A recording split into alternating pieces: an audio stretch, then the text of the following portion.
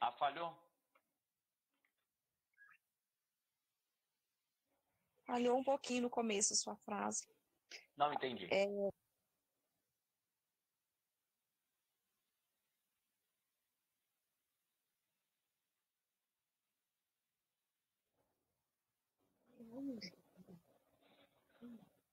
Tá ouvindo? A sua fala também tá picada, eu não tô entendendo. Agora sim, mas falhou, não entendi também. No começo que você começou a me perguntar, falhou um pouquinho. Fale novamente, por Você favor. perguntou se eu cheguei a ver as descrições das trombetas, ainda não. Não vi ainda nada Ah, tá. sobre isso. Não. É, você não chegou a ler na Bíblia também, não. Eu li a partir do capítulo 8, assim quando acaba de falar sobre os selos, e aí começa dizendo o seguinte: o primeiro anjo, havia alguns anjos no céu, e o primeiro anjo tocou a trombeta, e houve saraiva e fogo, e mistura com sangue. E aí depois ele vem no versículo 8 falando sobre a segunda trombeta, a terceira, e cada uma delas traz uma descrição um pouco, assim, meio que assustadora até, de algo estranho acontecendo, meio que de destruição, tá? Agora, como que a gente vai compreender esses símbolos?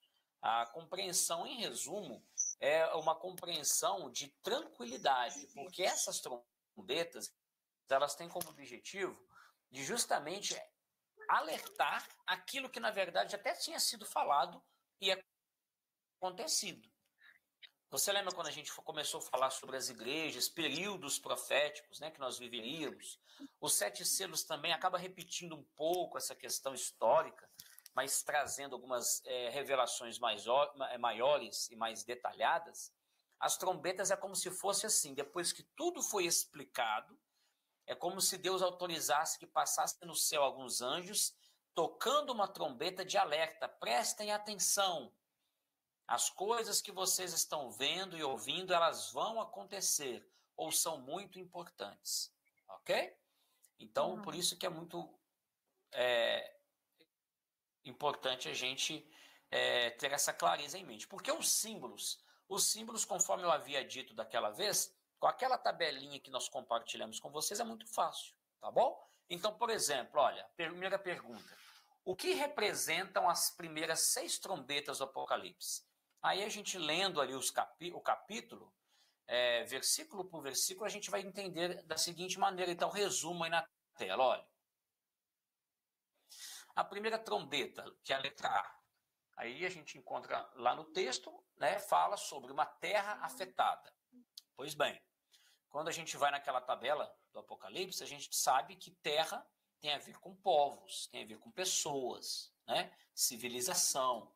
Então, é um alerta, mais uma vez repetindo, conforme foi nos selos, de que haveria uma grande confusão, um grande ataque às pessoas fiéis. Então, a segunda trombeta, o mar foi atingido. Né? Terceira trombeta, as águas se tornam amargosas. Quarta trombeta, o sol e a luz, as estrelas foram feridas. Já falamos sobre isso também lá nos 7 selos. A gente viu que aconteceu a queda das estrelas, do sol, né? O escurecimento da sol e da lua. E tá aí a quinta trombeta. Letra E, tormento durante 5 meses. E o F é a sexta trombeta, tribulação durante a hora, o dia, o mês e o ano. A gente não vai hoje aqui tomar o tempo de explicar cada uma dessas figuras. Por quê? Porque é muito simples lembrar daquilo que nós falamos nos 7 selos. Os símbolos e as figuras das trombetas são os mesmos dos 7 selos, que descrevem aqueles acontecimentos durante a história. O que nós vamos aqui hoje fazer é focar em figuras importantíssimas para deixar mais claro. Tá bom? Então, essa tabelinha aqui vai nos trazer clareza. Ok? Tá dando para acompanhar, Denise? Ou minha voz falhou novamente? Não Minha tá dando para internet hoje tá acompanhar. isso. Ok, eu vou tentar falar mais pausado também. Então, como nós já estudamos bem detalhado, tanto nas eras das igrejas, nas cartas, como também nos selos, as figuras históricas, nós não vamos precisar, né, detalhar esse tempo hoje, a não ser que você queira depois, a gente pode revisar algum acontecimento, não tem problema, mas a gente vai focar aqui em três grandes períodos. Parece que o Piquinho está entrando aí, e a Helenice. Vamos aguardá-los aqui um minutinho. Olá, boa noite. Boa noite, Helenice. Boa noite, beleza? Tudo bem, graças a Deus. O Piquinho está com você também? Estou aqui. Beleza, que bom. A gente começou tem pouco tempo, tá? Tá. Oi? Tá me ouvindo? Sim, ouvindo. Muito bem. Então vamos lá. A gente estava falando sobre as 7 trombetas. Estes símbolos são clamores, né, são sinais de alerta dado por Deus para que nós prestássemos atenção em acontecimentos que já haviam ocorrido ou alguns que viriam para frente. Então, eu estou dizendo aqui para Denise que estes mesmos períodos, né, ou melhor, essas 7 trombetas, elas têm a mesma simbologia de períodos históricos, conforme as cartas tiveram, e os selos de Apocalipse também tiveram. Então, a gente não precisa aqui hoje detalhar muito, porque você já pegou ali mais ou menos a ideia e como que Deus conduziu a história durante todos esses anos. Mas é importante a gente focar o quê? O alerta que Deus nos dá para alguns detalhes e principalmente que não é só a gente saber de história, não é só a gente saber, tá bom, aconteceu, Deus cuida da gente, não. É um grito, sabe? É como se fosse uma sirene de uma ambulância. Você precisa ou sair da frente, porque a coisa vai passar e vai passar por cima de você, se for necessário, ou acompanhe a ambulância, né? Mas nós vamos aqui focar em 3 grandes períodos. Está aí na parte de baixo aí da sua tela. E aí lá em cima tem as datas, tem também a divisão das trombetas, mas nós vamos focar nesses 3 grandes períodos. O primeiro, tá, que vai da primeira trombeta até a quarta. Depois tem um outro período que é da quinta trombeta e a sexta, e um único grande período que é da 7ª trombeta, que é a volta de Jesus. Ok? Bom, outro detalhe que é importante antes da gente descrever esses 3 grandes períodos é você ver esses nomes que estão no meio da sua tela. Vê se você consegue dar uma olhadinha aí. Alarico, Gensésico, tá vendo aí? Átila, Odoagro, tá vendo que nomes estranhos? Uhum. Pois é, esses nomes são nomes de generais, de grandes homens que comandavam os exércitos bárbaros. Se você lembrar um pouco da história, você vai lembrar que havia no Império Romano Ocidental, né, depois que Roma se tornou um dos maiores impérios da humanidade, ele acabou ficando um pouco mais fraco, o seu poderio, o seu domínio, porque o Império de Roma começou a ficar sendo dividido por tribos bárbaras, né? Eles eram chamados de bárbaros porque eles não tinham uma civilização muito tranquila, não se aceitavam muito a modernidade que o Império Romano os impunha, né? De serem pessoas que respeitavam as leis de civilização, de ter ali até o saneamento. Não, eles eram mais assim, largados, então eles eram chamados de bárbaros. E essas tribos bárbaras não aceitavam a imposição do império. E eles começaram a se rebelar, e eles então começaram a enfraquecer o império porque não havia união, não havia respeito os grandes imperadores. Eles não pagavam os impostos, era aquele povo meio assim, né, anarquista. Então, estes povos bárbaros, sempre guerreando contra o exército romano, sempre combatendo, sendo rebeldes contra as leis do país, ou melhor, do império, eles começaram a enfraquecer e a abrir o caminho para que o Império Romano mudasse a estratégia. Qual que era a estratégia? Em vez de ser um imperador que mandava e todo mundo obedecia, o Império Romano começou a usar uma outra estratégia. Aí você vai lembrar quando nós falamos lá nos selos, que era de conquistar as pessoas pela religião. Né? Mesmo esses povos bárbaros, eles tinham sentimento, eles tinham crenças. E eles adoravam aos seus ídolos ali, aos seus deuses. Eles oravam a esses deuses, eles tinham costumes de adoração, de respeito. E o Império Romano, ao ver isso, com medo de perder o domínio, eles fizeram o quê? Se uniram à Igreja Católica, né? Instituíram esta igreja como a mãe de todas as religiões, fazendo com que todos sentissem bem em seguir a um único Deus. Correto? Então, você até por curiosidade, se você não tiver ainda estudado sobre as tribos bárbaras, eu vou te dar, por exemplo, aqui um exemplo aqui. Você tem entre as tribos, nós temos os visigodos, temos os vândalos, temos os hunos, temos os...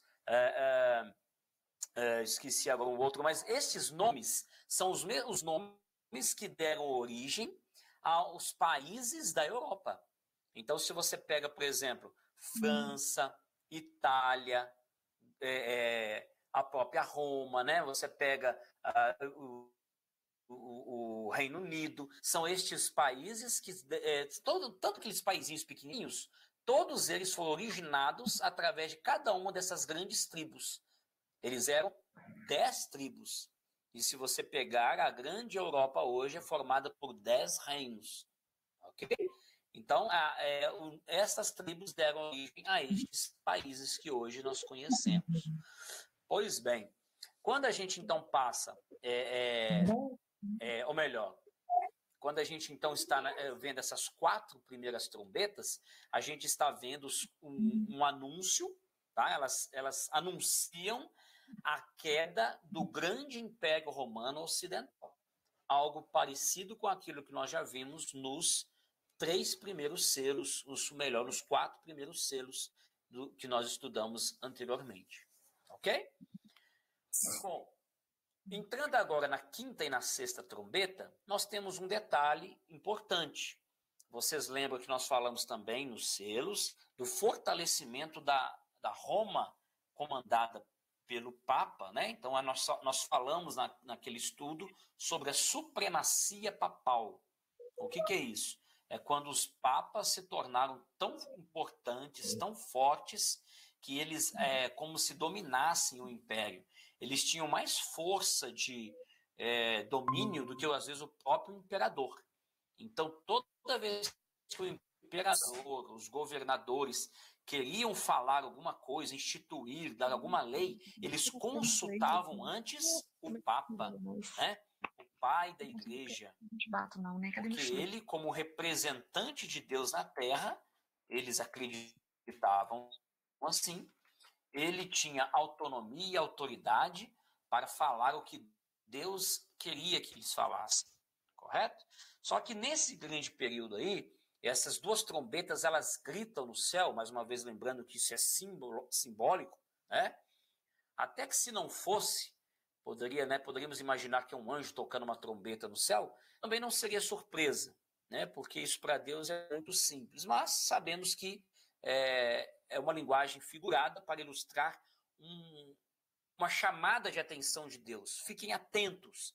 E aí nessas 2 trombetas, a 5ª e a 6ª, levantam-se 2 movimentos muito fortes e muito perigosos, que se uniam de forma maquiada também com a Roma papal, com a Igreja Católica Romana, para diminuir, para enfraquecer a crença das pessoas, a Bíblia, na palavra de Deus, na verdade da palavra de Deus. E eles são o islamismo e o ateísmo. Você conhece muito bem. O islamismo é aquela religião que acompanha, né, paralelamente o judaísmo. E esse islamismo ele vem desde a época do povo de Israel, não como uma organização religiosa declarada, né, mas na pessoa ali até do próprio irmão de Jacó, né? Ele vem aquela luta, os dois, e aquilo vem se arrastando há anos, a guerra entre aqueles países, defendendo crenças diferentes. A diferença do islamismo, do judaísmo, é que eles não creem em Jesus Cristo. Eles creem em Maomé. Eles creem que Jesus não passou de um homem. Eles não reconhecem Jesus como Deus, né? O judaísmo raiz, verdadeiro, acredita em Cristo. Infelizmente, alguns ali na época de Jesus não creram, eram fariseus, eram, né, não estudantes da palavra e crucificaram Jesus. Mas o islamismo, na verdade, nem reconhece. Eles creem em Maomé, eles creem em Alá, não em Deus, essa história toda, né? E o ateísmo? O ateísmo, nascido na França, nesse século XV aí, veio muito forte. As pessoas é como se fosse o seguinte: as pessoas começaram a ficar tão desiludidas com tanta coisa que era ensinada, que era pregada, que as pessoas começaram a fazer, sabe o quê? Você quer saber de uma coisa? Eu acredito em mais nada. Eu não acredito em Deus nenhum, eu não acredito em Bíblia nenhuma, eu prefiro seguir a minha vida. E esse conceito começou a se tornar tão forte e a verdade da palavra de Deus começou a cair por terra, a se enfraquecer, e as pessoas deixaram de crer em Deus. Ok?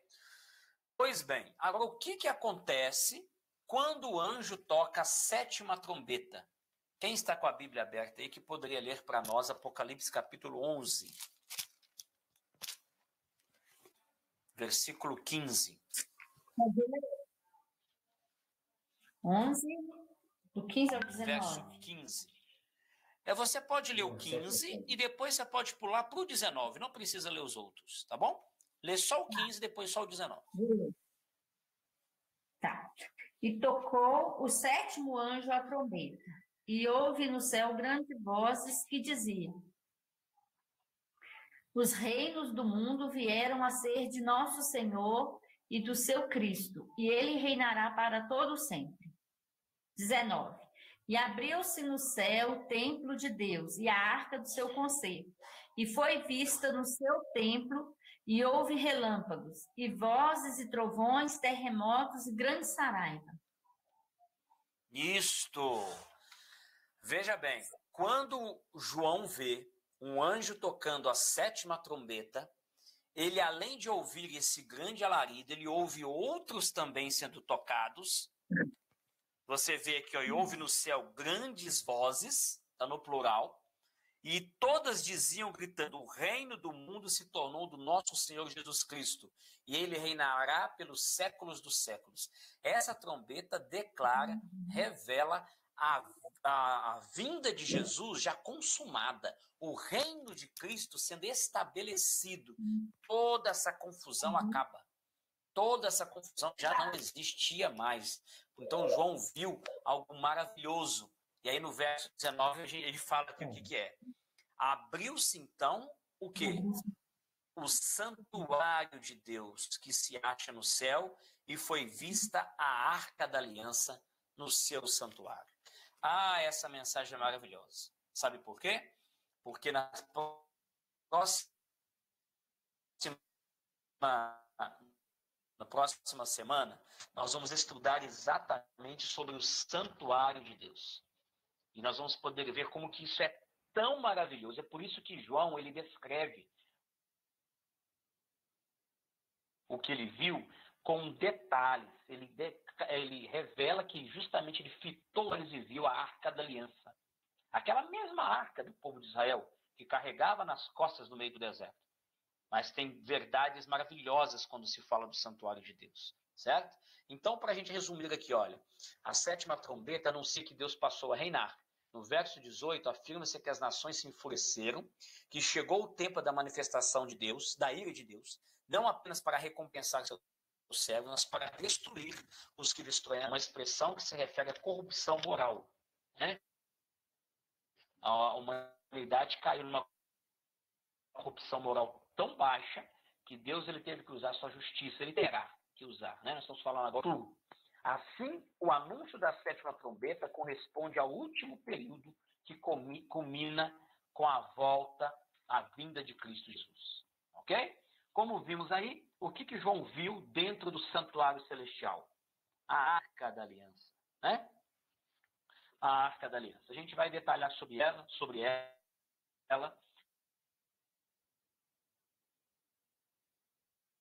Mas eu queria deixar forte para vocês aqui, claro, esse detalhe que vai aparecer na tela agora. Deixa eu ver se está indo aqui. Vocês estão me ouvindo? Estou te ouvindo. Vocês estão me ouvindo? Ok, ótimo, obrigado. Porque a minha internet está meio esquisita. Olha esse texto, pessoal. A última trombeta é o anúncio de que chegou o momento da execução do juízo de Deus sobre os mortos e os vivos, como a manifestação do seu reino. Quando João descreve o santuário de Deus na sétima trombeta, ele vê a Arca da Aliança que fica no segundo compartimento do santuário, chamado de Santíssimo, ou Lugar Santo dos Santos. Detalhe, né? A gente vai até falar disso também mais para frente, no assunto das 2.300 tardes, mesmo uma profecia do livro de Daniel. Essa descrição é justamente o que aconteceu no ano de 1844, agora, na nossa época, quando houve um grande alarido mundial de que Jesus voltaria, mas, na verdade, estava acontecendo a mudança de ação de Cristo por nós. Jesus estava passando do lugar santo para o lugar santíssimo no santuário celestial. Esse acontecimento ele marcaria a época do tempo do fim da seguinte maneira: Jesus ele passaria a ser o nosso advogado, ok? Então é importantíssimo nós entendermos isso, porque o tempo da graça está aberto. O que é isso, o tempo da graça? Porta da graça. Que muitas das vezes você já ouviu falar. É um período, é uma fase que nós estamos vivendo ela, onde todas as pessoas são estabelecidas por completo. E vai acontecer um momento antes dessa sétima trombeta, onde esse filme encerrará. Jesus ele não estará mais atuando como um advogado, intercedendo por nós na presença do Pai. Infelizmente, ele não fará mais esse trabalho, porque o período, a chance estará encerrada. Mesmo aqueles que virem Cristo voltar e quiserem se arrepender, o que vai acontecer que nós estudamos naqueles 7 selos? No último momento, quando Jesus estiver voltando e alguns se arrependerem,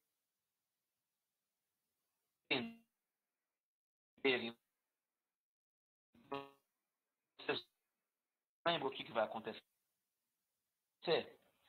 Vai perdoar, porque ele está vendo que não vai estar mais tempo.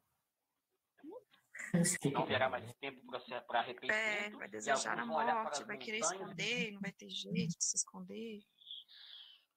Exatamente. E são justamente estes que terão ouvido, com certeza, a oportunidade de salvação, irão ter dito não, irão ter adiado, né, que sentirão o castigo das 7 pragas. Castigos que atormentarão a humanidade como consequência de ter negado a chance de salvação. Certo? Então são situações assim que é o lado triste de toda essa história da redenção. É o lado do não, de quem diz não para Cristo. Agora, olha o que diz esse verso, capítulo 19, verso 9 de Apocalipse.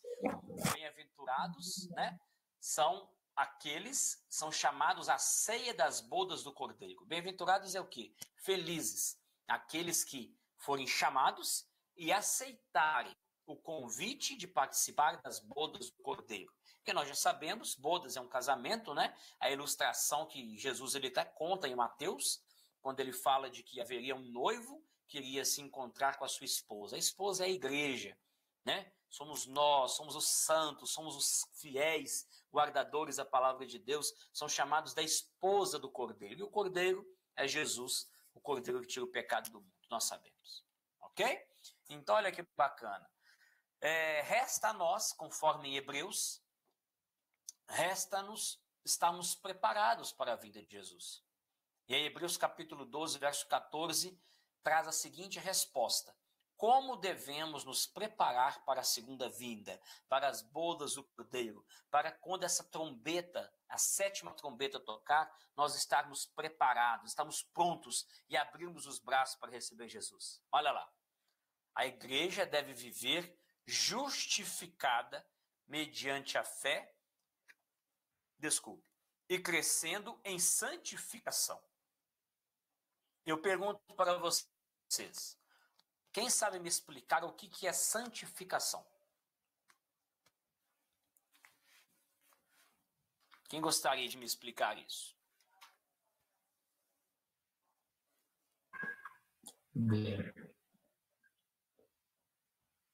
Santificação. Santificação é só Deus para dar a gente, né? Após a salvação, não é não?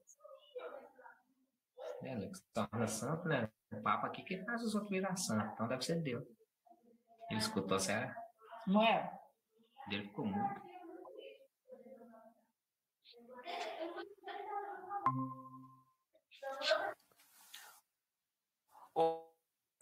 Oi.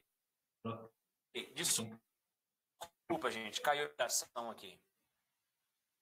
Você estava dizendo, Marquinhos? Para mim, assim, acho que santificação quem pode dar a gente é só Oi, Deus, né? Desculpa, minha ligação caiu aqui. Você estava dizendo santificação? Quem pode dar a santificação a gente é só Deus, deve ser após a salvação. Você crê então que a santificação que vem de Deus? Salvação. Mas O Papa fica santificando os outros aí depois que morre, então é tipo assim, depois que salvou. Bom, muito boa explicação. Eu vou te esclarecer o seguinte detalhe. Existe a santificação e a glorificação, certo? Então, qual que qual que é a diferença? A glorificação realmente é a transformação desse corpo doente, feio, magro, gordo, né, com cabelo, sem cabelo, ou também o interior, né? Tanto a carcaça externa quanto a interna, ela só acontecerá após realmente a volta de Jesus. Sabe quando Mateus diz assim, olha, no abrir e fechar de olhos seremos transformados? Uhum.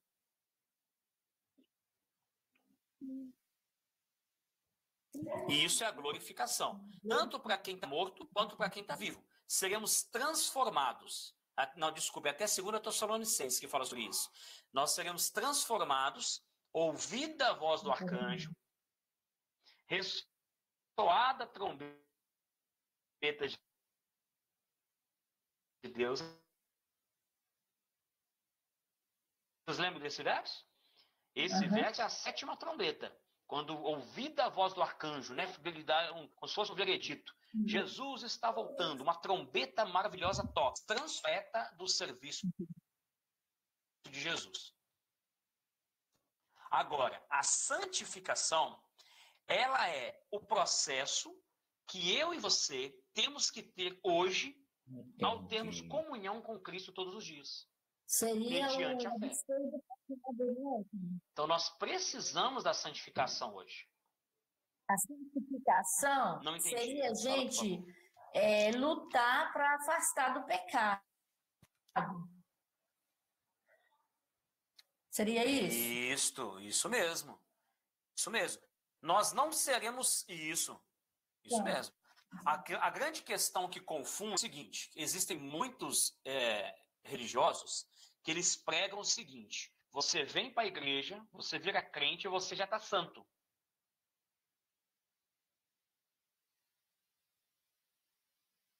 Não. Uma luta constante. Não. A palavra de Deus, ela afirma que não existe um santo sequer, Jesus. Correto? Então, eu não sou santo, nenhum pastor, nenhum padre é santo. Mas, nós, tanto um pastor como nós, quanto também até um detento na penitenciária, ele pode alcançar um processo de santificação diário. Como? Estando em comunhão com Cristo. Através do estudo da Bíblia, da oração, dos cânticos, e justamente ele diz, se afastando da prática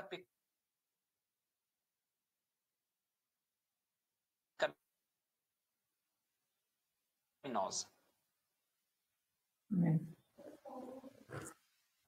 Correto? Então nós somos pecadores, ainda somos completamente pecadores, mas nós não precisamos continuar pecando. A gente continuar mentindo, a gente não precisa continuar roubando, a gente não precisa continuar enganando, né? Isso mesmo. Entende? Então,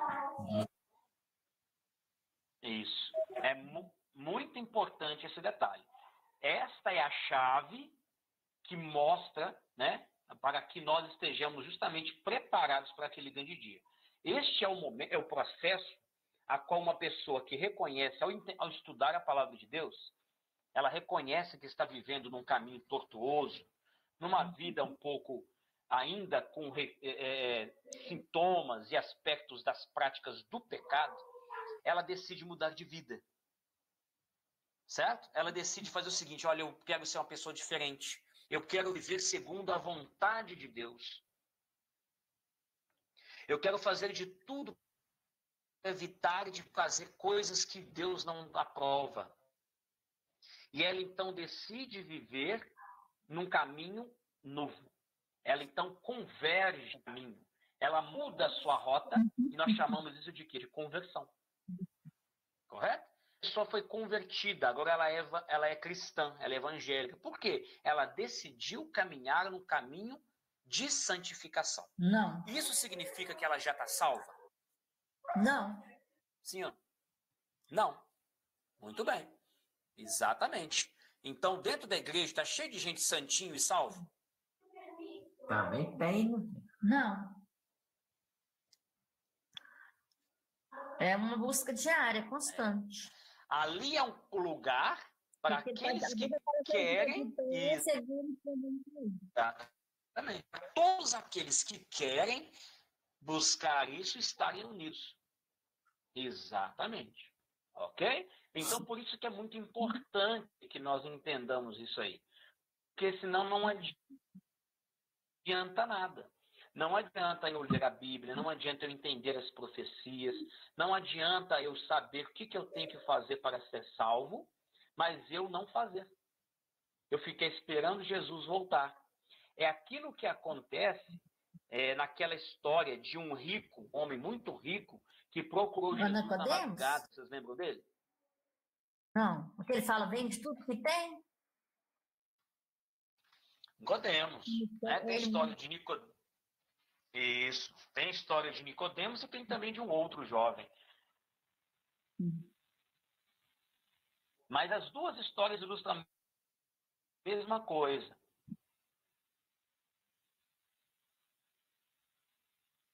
Eles conheciam a palavra, eles respeitavam a Jesus, admiravam a Jesus, e aí eles queriam saber, agora, o que eu tenho que fazer para ser salvo?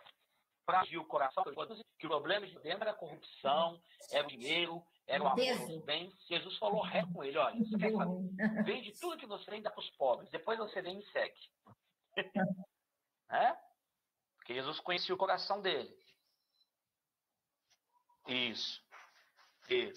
O outro, Jesus sabia que o problema não era dinheiro, mas Jesus falou com ele assim, olha, você guarda os mandamentos? E ele falou, sim, Senhor, eu guardo todos os mandamentos. E Jesus falou com ele, tipo assim, ó, você não está entendendo nada, não adianta você guardar todos os mandamentos. Sendo que o seu coração tem outra coisa. O próximo como a ti mesmo e então, para que estejamos preparados para a sua vinda, precisamos estar em paz com Deus por meio da experiência da justificação e avançar para a caminhada que resulte em santificação. Viu aí essa frase? Essa frase resume tudo isso que nós falamos agora. Para que estejamos preparados para a sua vinda, precisamos estar em paz com Deus por meio da experiência da justificação. O que é justificação? Estarmos de cara aberta com Deus, sabe? Jogar limpo. Se eu errei, Eu vou me ajoelhar, vou pedir perdão, meu Deus, confessar os meus pecados. E a Bíblia diz o quê? Ele é fiel e justo para perdoar os nossos pecados. A gente não tenta esconder, a gente não tenta maquiar, a gente não tenta fingir de santinho, sabe? Fingir de crente, não, não. Senhor, eu sou fraco nisso aqui, eu não consigo vencer sozinho. Pai, eu sei que o santo sábado do Senhor é um dia correto para me guardar, para me descansar, mas eu ainda não consegui, Pai. Eu tenho um emprego que está difícil de eu deixar esse emprego. Senhor, por favor, abra uma porta. Me mostra a sua vontade com respeito à minha vida profissional, porque eu quero ser fiel a ti na guarda dos mandamentos. A irmã Denise, agora há pouco, antes de nós começarmos, ela estava contando o testemunho dela aqui. Não é, Denise? Contou aqui para a gente que ela sentiu no coração a verdade desse mandamento e ela orou a Deus e hoje ela consegue trabalhar livre das horas do sábado. Olha que benção, né? Verdade, irmã?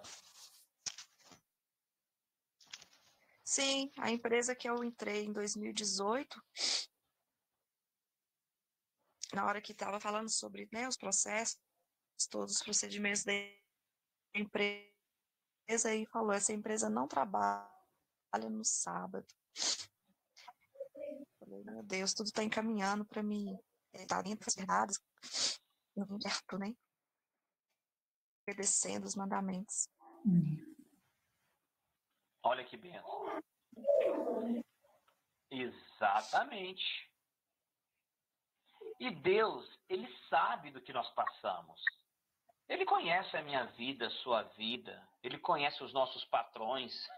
Ele sabe da nossa dificuldade financeira, da nossa luta, nossos sonhos para conseguir a casa própria, para terminar uma construção, comprar o carro que a gente precisa. Você acha que Ele iria nos abandonar justamente nessa hora? Não. Ele quer que nós sejamos abertos com Ele. E isso chama um processo de santificação. É um relacionamento tão estreito, tão saudável, tão justo com o nosso próprio Deus, que Ele vai nos honrar com as nossas necessidades e nós vamos o honrar com a nossa fidelidade. Amém? Então eu queria que ler com vocês 2 versos bíblicos e nós vamos terminar o assunto desta tarde.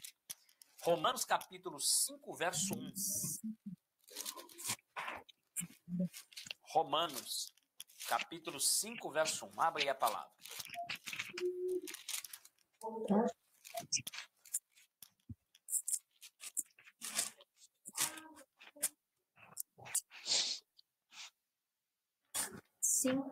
A justificação pela fé e paz com Deus.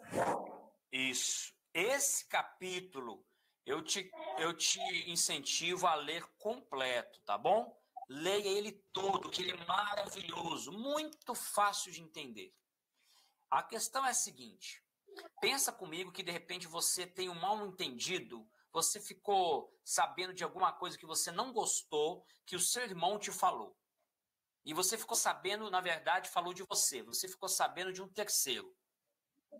Você ficou sabendo ali dessa fofoca, de que essa pessoa, o seu irmão, falou de você, que você, de repente, é mal pagador, que etc, etc, e que ficou falando de você por aí, e você ficou sabendo disso.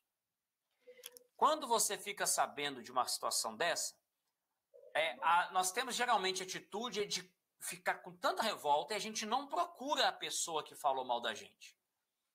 É ou não é? A gente fica com raiva, a gente começa a pensar uma maneira de se defender, a gente começa a pensar uma maneira de descontar. Isso é a natureza humana. E a gente não procura aquela pessoa para poder tirar limpo. Isso é uma boa, sem briga, né? E a gente, aquilo vai machucando por dentro. Aquilo vai fazendo mal. Porque você sabe que não é verdade. Você pagou a dívida, você é uma pessoa boa, você é uma pessoa honesta, mas está todo mundo aí falando mal de você. Principalmente aqueles que você ama, a sua família, por exemplo. Estou dando um exemplo aqui, tá bom? Mas aquilo vai te corroendo por dentro, você não tem paz. A única maneira de resolver esse problema, sabe qual que é?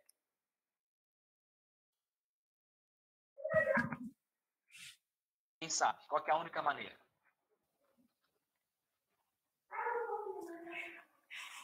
Esclarecendo, né? Os fatos.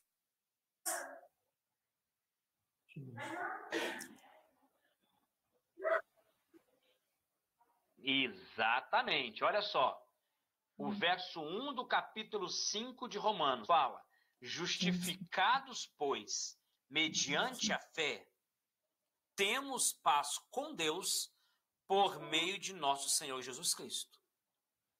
A única maneira de nós voltarmos a ter paz é justificar. O que é justificar? Explicar, esclarecer, deixar tudo em pratos limpos, sem mentira, sem engano, sem falsidade. É cara a cara, com sinceridade, com amor. E isso Deus quer fazer conosco. Ele nos dá esse direito. Pensa comigo, um Deus poderoso, ele poderia nos esmagar pelos nossos pecados. Mas não.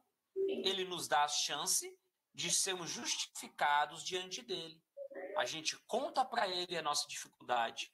A gente expõe a nossa sinceridade através de Cristo Jesus e ele é fiel e justo para nos receber.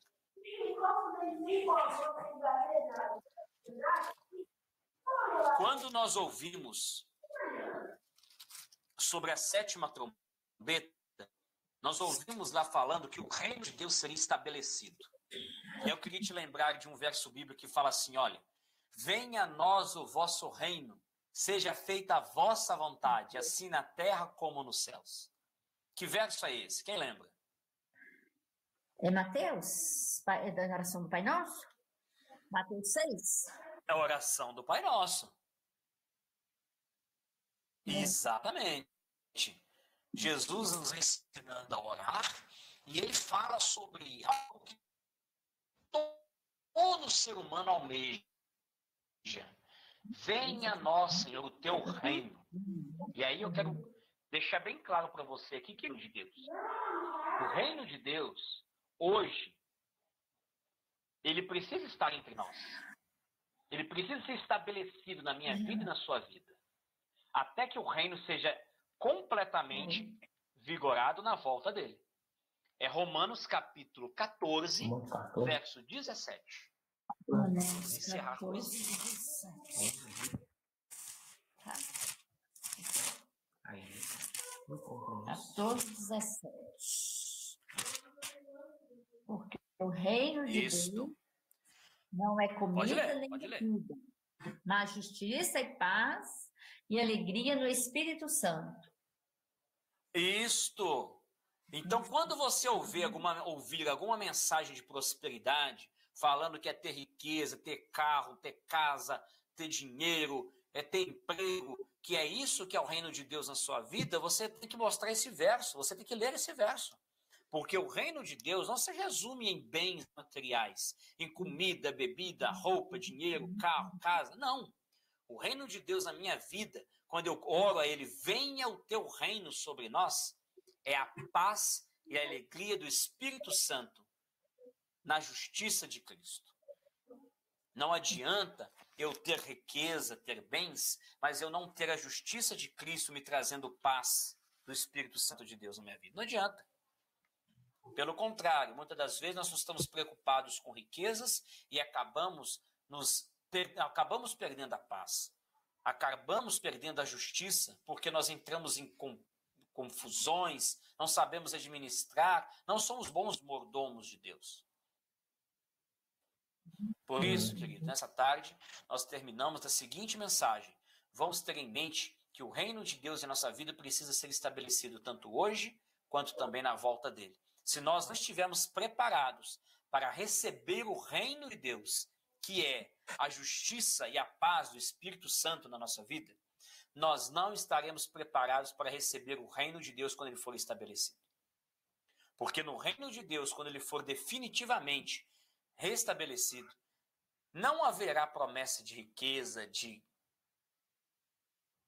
vantagens pessoais, mas somente justiça em Cristo, onde não mora a ganância, não mora a luxúria, não mora a arrogância, mas sim mora e impera a alegria dos santos, através da justificação de Deus.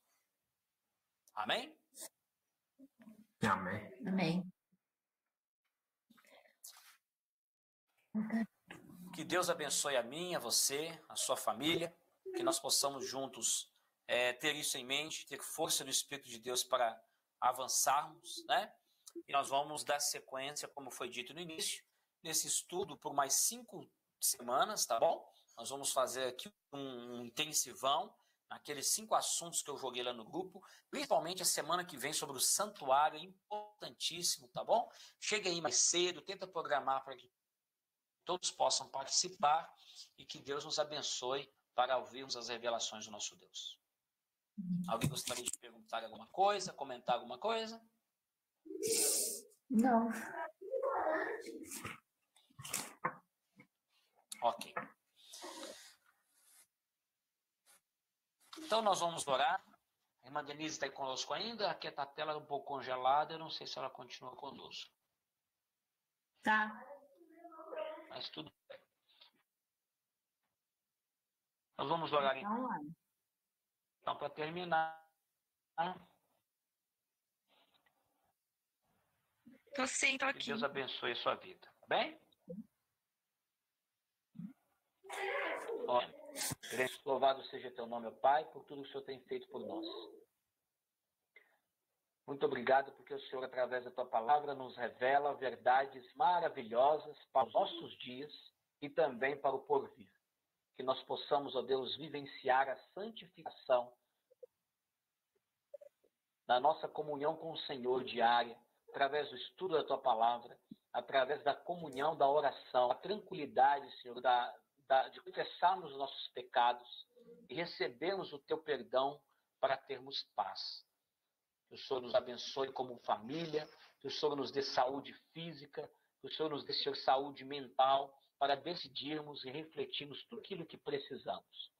Nós louvamos o teu nome e agradecemos e pedimos as tuas bênçãos sobre essa semana que se inicia, em nome de Jesus. Amém. Amém. Amém. Até sábado. Pessoal, Tchau, com Deus. Samuel. Tchau. Tchau, pessoal. Boa semana.